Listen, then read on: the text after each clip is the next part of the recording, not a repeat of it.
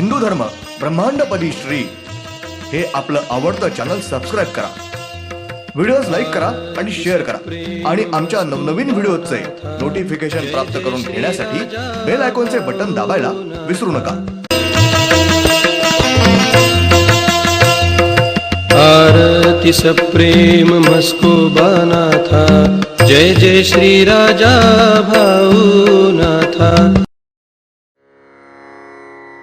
ओम भूर्भुर्गव आदिशक्ति ब्रह्मांडच्च दिव्यशक्ति प्राप्त्यर्थच्च परमेश्वराय नमेन गायत्रीयं कालभैरव दिव्यशक्ति नमो शिवाय। ब्रह्मांडपदी श्री सप्तशक्ती महाग्रंथ, ब्रह्मांडपदी श्री सप्तशक्ती महापंथ। सत्य हाच धर्म, जसा खवळलेला समुद्र, जसा पूर्ण आकाश, जसा सूर्य, तसा मी। शिवोहम।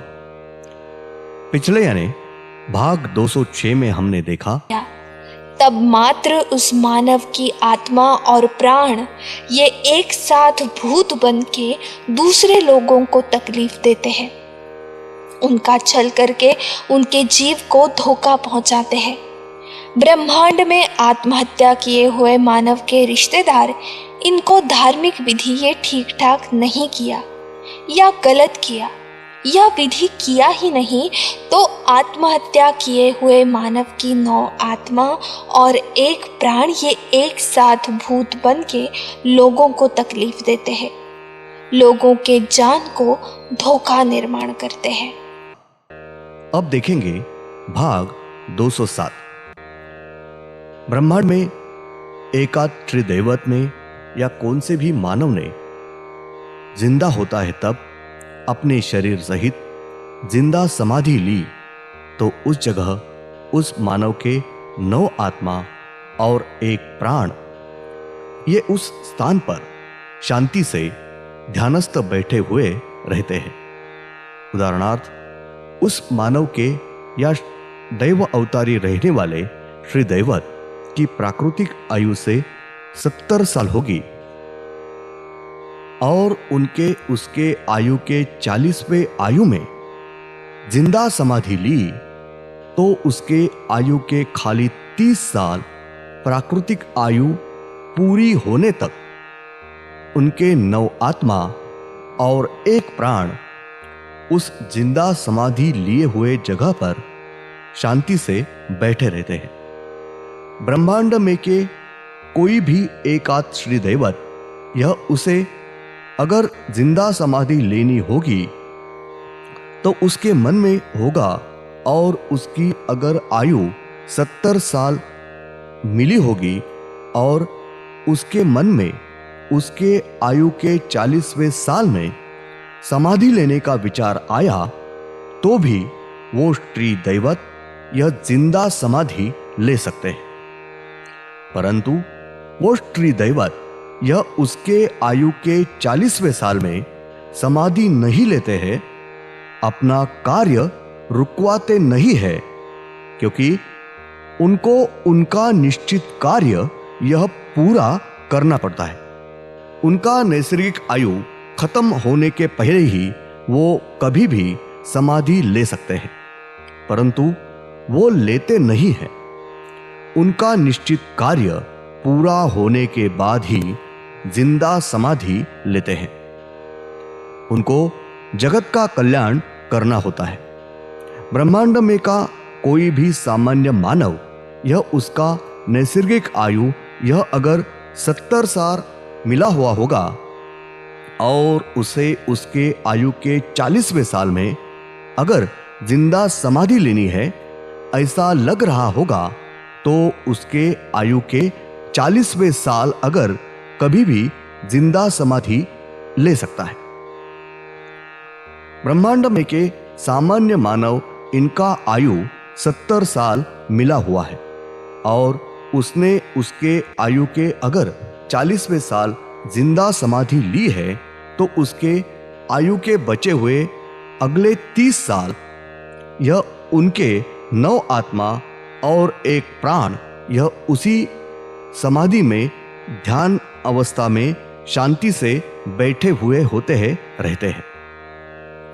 उन सामान्य मानव इनका शरीर मात्र यह 30 साल के काल में पूरा नष्ट हो जाता है और उनकी आत्माएं और प्राण शांति से बैठे रहते हैं और उसके आयु के आगे के 30 साल पूरे होने के बाद, यानी कि उस मानव के उसके आयु के 70 साल पूरे होने के बाद उस मानव के समाधि के अंदर बैठे हुए 9 आत्माएं और 1 प्राण यह सब उस समाधि में बाहर निकलते हैं और ब्रह्मांड में के वातावरण में हर तरफ भटकते हैं और उन सब आत्माओं का और प्राण उनका धार्मिक विधि यह ठीक से नहीं हुआ या गलत आधा किया, अगर विधि किया ही नहीं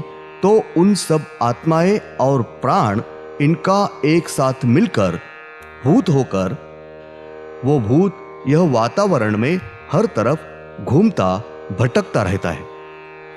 ब्रह्मांड में किसी भी सामान्य मानव ने अगर जिंदा समाधि ली होती है तो वो एक प्रकार से उसने की हुई खुदकुशी होती है और उसकी नैसर्गिक आयु पूरे होने के पहले, यानी बहुत ही कम समय 5 मिनट भी पहले अगर उसने खुदकुशी की तो भी उसे इस महाभयंकर अपराध की योग्य शिक्षा, महाभयंकर ऐसी तकलीफ भुगतनी पड़ती है।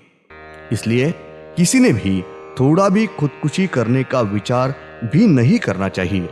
यह महाभयंकर अपराध होता है। तारीख 1 जनवरी 97 बुधवार।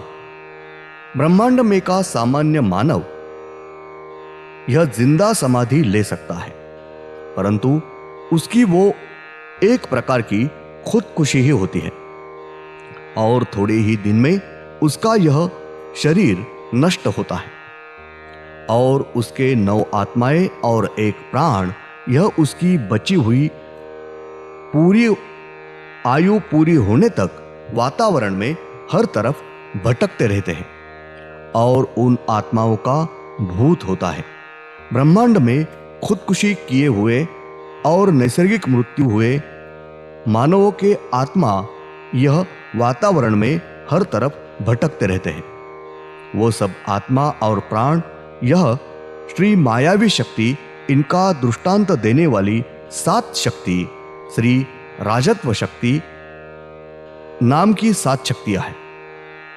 वो 7 शक्ति इनके कब्जे में सबकी आत्माएं और प्राण होते हैं।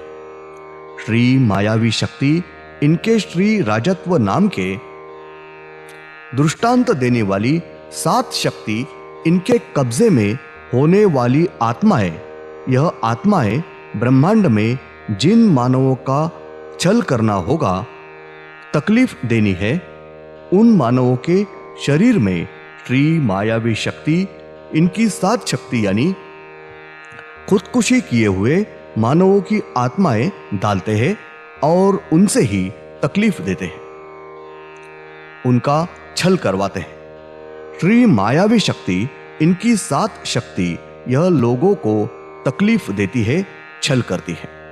यह 7 शक्ति यह वातावरण में भटकती आत्माएं होती है, उनसे ही तकलीफ होती है। यह सब आत्माएं भिजवाती है, छल तकलीफ देते हैं।